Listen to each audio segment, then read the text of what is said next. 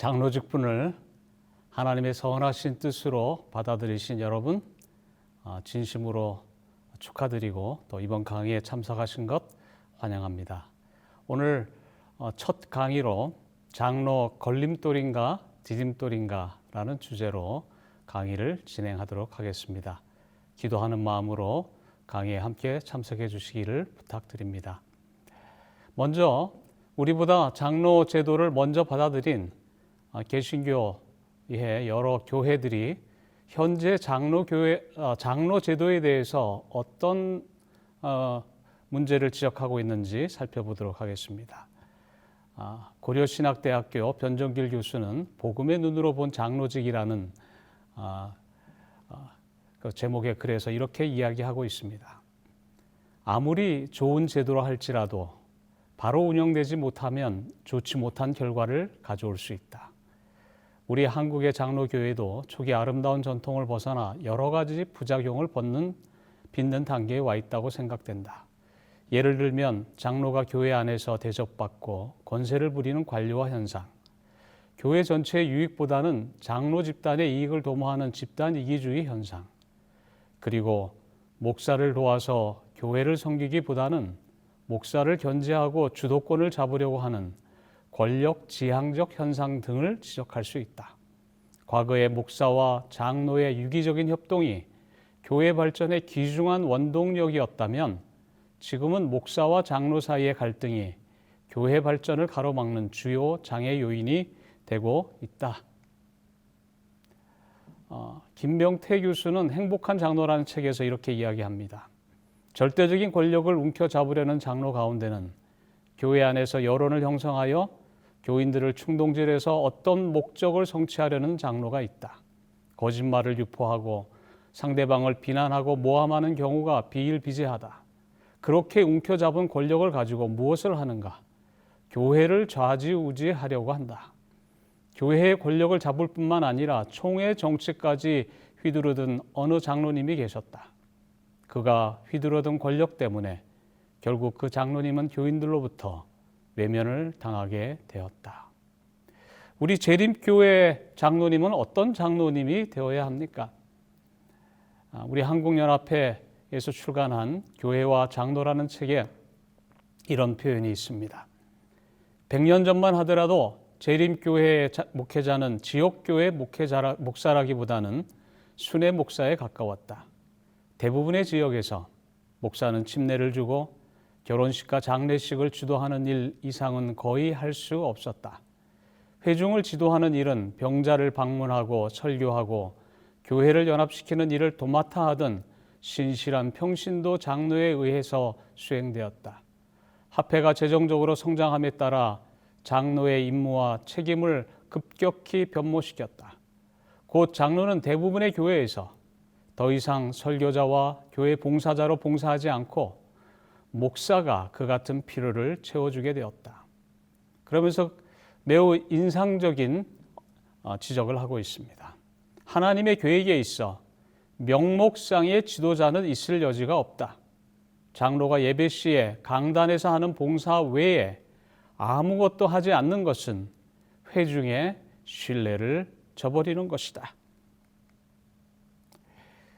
현대 교회의 이 장로 제도의 가장 큰 도전은 앞에서도 언급했지만 대다수의 교회의 목회자가 배치됨으로 인해서 목사에게 모든 목양일을 맡기는 것입니다.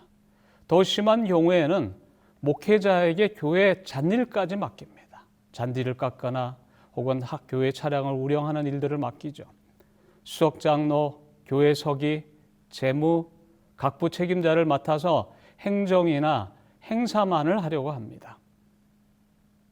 더욱 심각한 것은 복음과 진리를 전하고 가르치고 또 책임진 양떼를 목양하는 목회적 사역을 거의 하지 않으려고 하는 것입니다.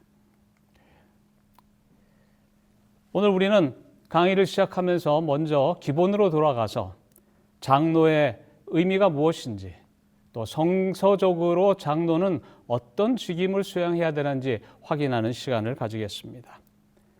사전에는 장로를 나이가 많이 들은 분을 언급하는 표현으로 쓰고 있죠. 성경에서는 늙은이로 번역하거나 그래서 연장자, 원로, 앞서가는 사람, 히브리어나 헬라어에 그런 의미가 담겨 있습니다.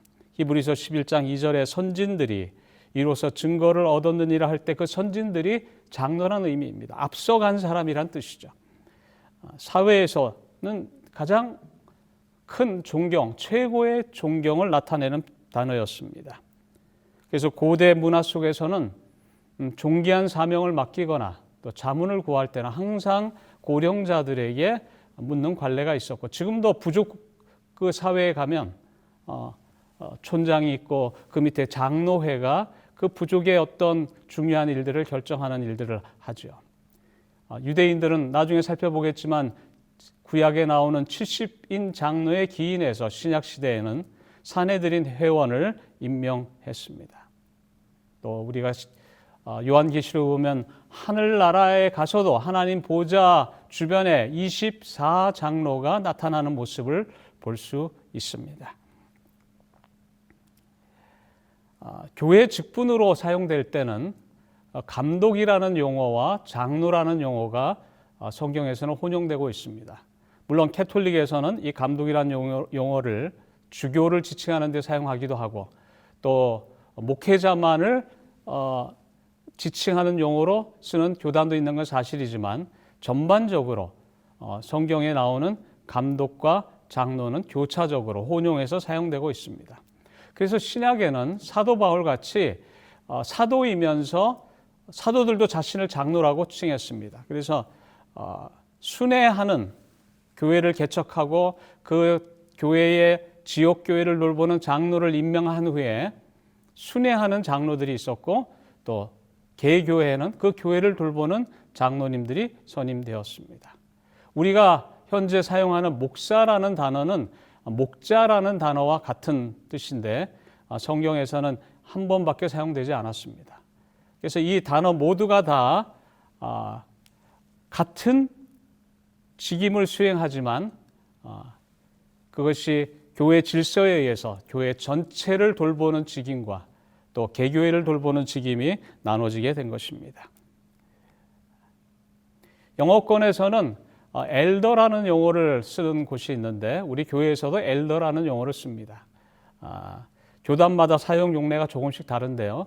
지역교회에서 회중의 대표로 목회자와 동역하는 분들도 엘더, 장로라는 표현을 쓰고 성공회에서는 사제에게도 적용합니다. 프리스바이터, 이건 이제 우리가 장로교회를 말할 때 프리스바이터라는 용어를 쓰는데요. 이것도 70인 구약의 성경을 헬라어로 번역하면서 구약에 나오는 장로를 프리스바이터라고 번역을 했습니다. 라틴어로는 나이 많은 자 혹은 소속 집단의 상징 깃발을 들고 가는 사람을 프리스바이터라고 불렀습니다.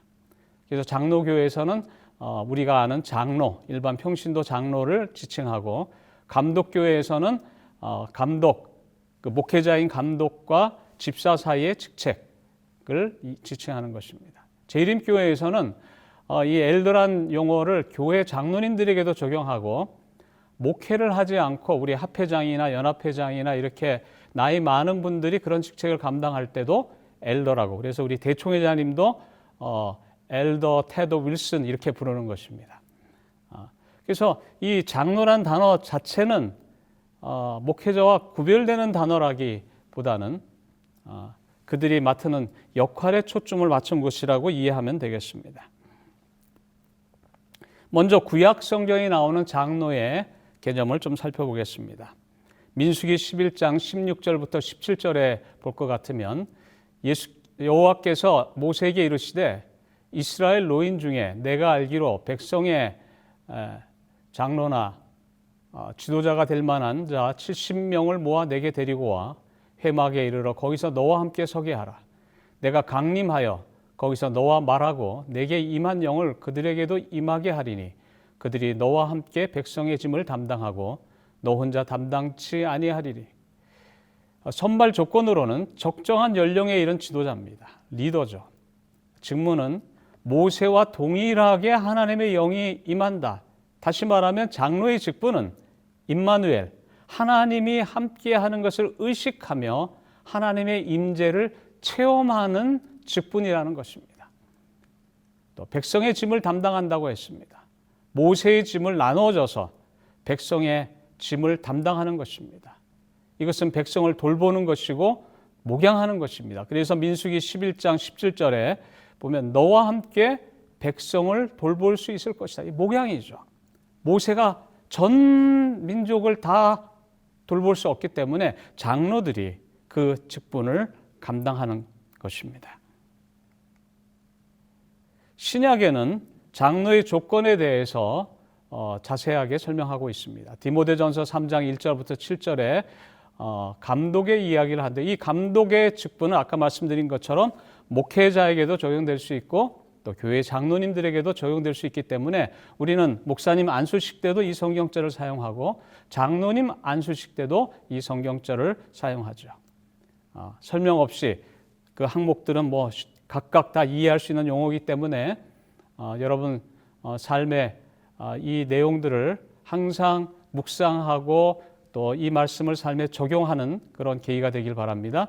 미쁘다 이 말이여 사람이 감독의 직분을 얻으려 하면 선한 일을 사모한다 함이로다. 그러므로 감독은 책망할 것이 없으며 하나 아내의 남편이 되며 절제하며 근신하며 아담하며 나그네를 대접하며 가르치기를 잘하며 술을 즐기지 아니하며 구타하지 아니하며 오직 관용하며 다투지 아니하며 돈을 사랑치 아니하며 자기 집을 잘 다스려 자녀들로 모든 단정함으로 복종케 하는 자라야 할지며 사람이 자기 집을 다스릴 줄 알지 못하며 어찌 하나님의 교회를 돌아보리요. 새로 입교한 자도 말지니 교만하여져서 마귀를 정죄하는 그 정죄에 빠질까 하며 또한 외인에게서도 선한 증거를 얻어야 할지니 비방과 마귀의 올무에 빠질까 염려하라. 디도서 1장 6절부터 9절에 보면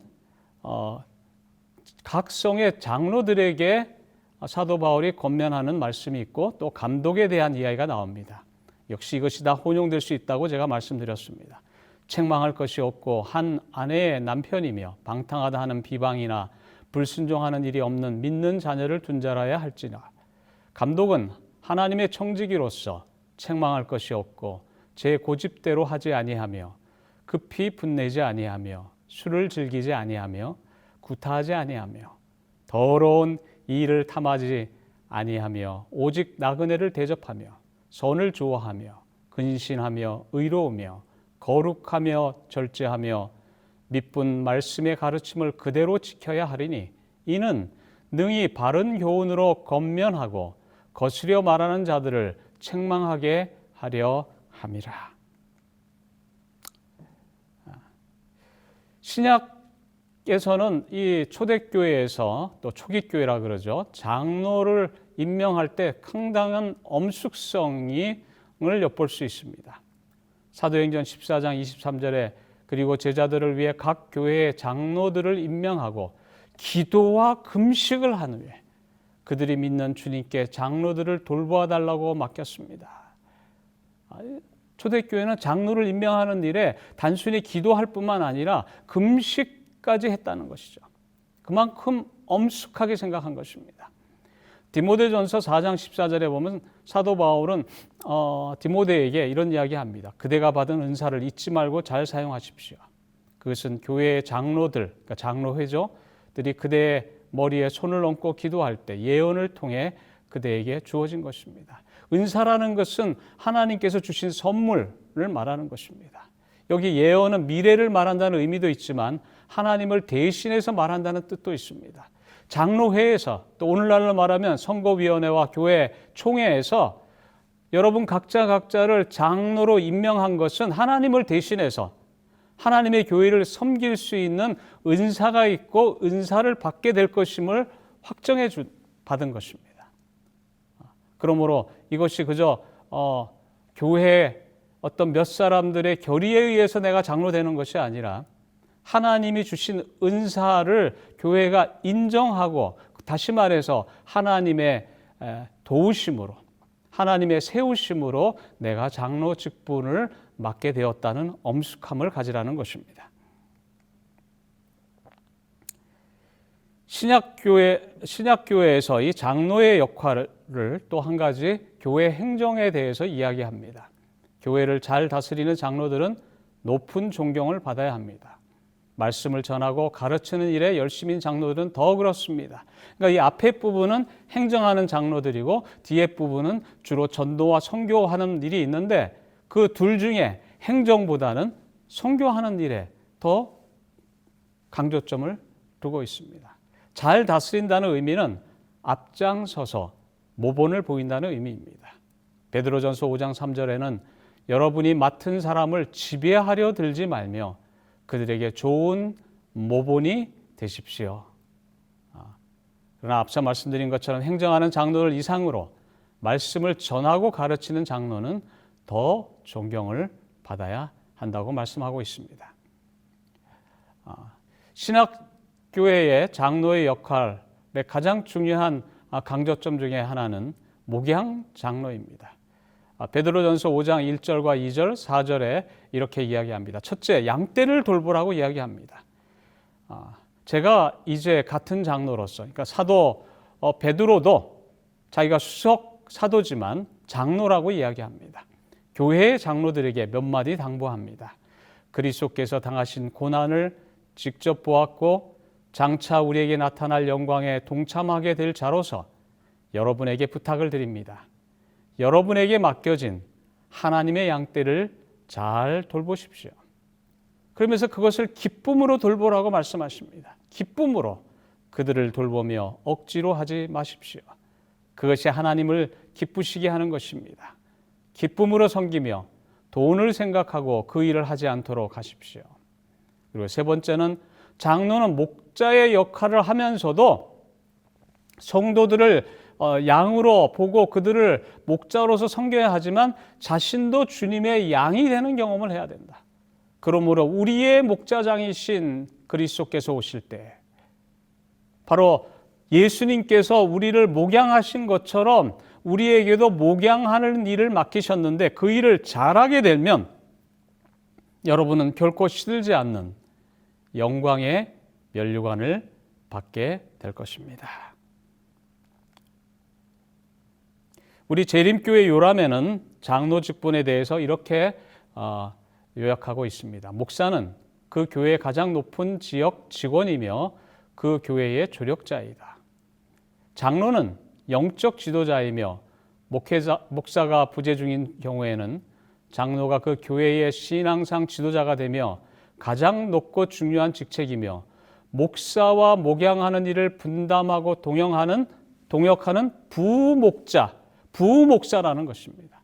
자기가 책임진 양떼를 끊임없이 깨워서 살펴야 한다. 신약 교회에서 장로의 직분의 개념과 일치하는 지적입니다. 여기 굉장히 중요한 표현입니다. 장로는 부목자가 돼야 된다. 목자인 담임 목사를 동역하는, 그래서 담임 목사에게 목양을 다 맡기는 것이 아니라 각 장로님들도 목양하는 양떼를 가지고 자기가 책임진 양떼를 끊임없이 깨어서 살펴야 한다고 지적하고 있습니다. 장로 요람에는 이 장로의 직분에 대해서 좀 더 구체적으로 이야기합니다. 첫째, 영적 지도력에 대해서 이렇게 이야기하죠. 회중의 존경을 받고 언변이 좋아야 하고 더 나아가 경건한 삶과 영적 지도력으로 선출되어야 한다. 두 번째로 목사를 도와 전반적인 감독의 일을 해야 된다고 지적합니다. 다른 사람이 일을 하도록 격려하고 교인들을 의사결정에 참여시키고 전도에 헌신적이며 예배를 인도할 수 있어야 한다. 그러고 나서 굉장히 많은 부분을 양육에 할애하고 있습니다. 장로들은 목사 곁에서 또는 그 아래서 일하는 부목자다. 목자로서 그들의 책임은 그들의 양무리를 양육하고 보호하는 것이다. 목사들은 장로보다 자주 자리를 옮기므로 교인들은 지역사회에 더 오래 상주하는 장로들을 결속할 필요가 있다.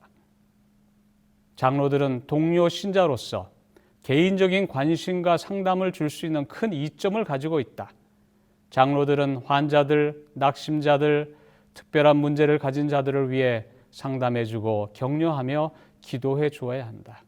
매우 흥미롭게도 이 장로 요람에는 장로는 목회자와 그 가족도 양육하고 후원하는 책무가 있다고 이야기합니다.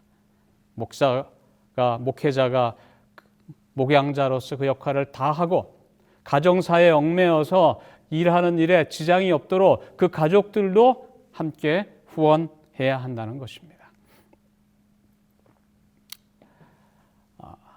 이 최홍준 목사란 분이 부산에 있는 호산나 교회의 담임 목사인데 장로 걸림돌인가 디딤돌인가라는 책을 쓴 분입니다. 이 책에 이런 표현을 쓰고 있습니다. 나는 제자 훈련 목회의 정점을 장로의 본질을 회복시키는 것에 두어야 한다는 사실을 정립하게 되었다. 매우 많은 교회들이 제자 훈련을 시행하는데 그 성공 여부는 장로님들이 제자 훈련에 참여하여 모본을 보이느냐 안 보이느냐에 달려 있다는 것이죠. 그렇지 않은 경우에는 제자 훈련을 통해서 성장한 평신도 리더들이 장로 제자 훈련을 받지 않은 장로님들과 갈등하게 되는 경우들이 많다는 것이죠. 이 책에서 계속 이렇게 이야기합니다. 성경에서 말하는 장로가 목양의 비중을 두고 있는 것에 비해 지금의 장로는 주로 직원회를 중심으로 교회의 지도와 행정을 담당하고 있다. 따라서 장로의 본질을 성경적으로 회복한다는 것은 행정에 중심을 두는 장로가 아니라 목양에 목숨을 거는 장로가 되게 하는 것이다. 매우 도전적인 말씀이죠. 그러면서 장로직과 연관하여 발생하는 문제의 근본 이유를 이렇게 설명합니다. 첫째, 훈련되지 않은 사람을 장로로 세웠기 때문이다. 영적 훈련이 부족한 사람에게 직분을 맡기는 과오를 저질렀다. 자질 없는 사람이 장로로 선출되니 교회에 문제가 생기면 미성숙하게 대처하여 세상 보기에 부끄러운 일을 저지르고 말았다. 장로는 제자 훈련을 통하여 기초부터 영적 훈련이 잘된 사람을 세우는 것이 하나님의 뜻이다. 두 번째로 성경적인 장로의 본질을 바르게 적용하고 실천하는 모델이 없기 때문이다. 오늘 이 강의를 듣는 여러분들은 바로 이 부분에 여러분의 삶에 새로운 도전을 받게 되길 바랍니다. 모델이 되는 것, 교인들에게 신앙의 모델이 되고 또 후배의 장로들에게 장로는 이렇게 하는 것이 성경적인 장로라는 하나의 모델이 되는 것 매우 중요하죠. 제자 훈련을 통해 영적 훈련을 받은 사람도 장로직에 대한 성경적 이해가 부족한 경우가 다수이다. 대표적인 오해가 장로 직분을 교회에서 높은 지위로 생각하는 것이다. 교회 살림을 책임지면서 목회자와 긴장 관계에 있고 견제하고 목회자가 하는 모든 사안에 반대하는 사람입니다. 우리 재림교회는 이런 분이 없기를 바랍니다. 이 책에 보면 장로의 직책 자체를 목회자를 감시하고 견제하는 것이라고 말하는 장로들이 많다고 이야기합니다. 일반 개신교회는요. 그러다 보니 늘 경직되어 교회가 건강함과 순발력을 가지고 성장하는 동력을 상실하게 되었다. 오늘 우리는 어떤 장로가 되어야 합니까? 성경의 그 장로의 개념에 충실한 장로가 되어야 되겠습니다. 또 교회 요람과 또 장로 요람에 제시한 그 이상에 맞게 우리가 장로의 직분을 감당할 수 있어야 되겠습니다. 오늘 강의를 마무리하면서 장로가 교회의 성장의 거침돌이 아니라 디딤돌이 되기 위해서는 예수의 제자가 되어서 제자 훈련을 받아야 하고 그리고 제자 훈련을 시킬 수 있어야 한다는 것입니다. 다시 말하면 훈련을 통해서 내가 그리스도의 사람으로 성장하는 경험을 지속적으로 해가는 것, 그것이 훌륭한 장로, 또 하나님이 기뻐하시는 장로의 직분을 감당할 수 있게 되는 것입니다. 물론 우리가 목사로 안수받거나 또 장로로 안수받을 때 그것이 우리가 완전하다는 표현은 결코 아닙니다. 그러나 그것이 새로운 성장의 계기가 되어서 지속적으로 성장하는 삶을 추구해야 된다고 하는 것입니다. 다음 시간에는 바로 이런 부분들이 어떻게 우리 교회와 또 우리 개인의 삶 속에서 실천할 수 있을지 살펴보도록 하겠습니다. 강의를 1강 강의를 이것으로 마치도록 하겠습니다. 수고하셨습니다. 감사합니다.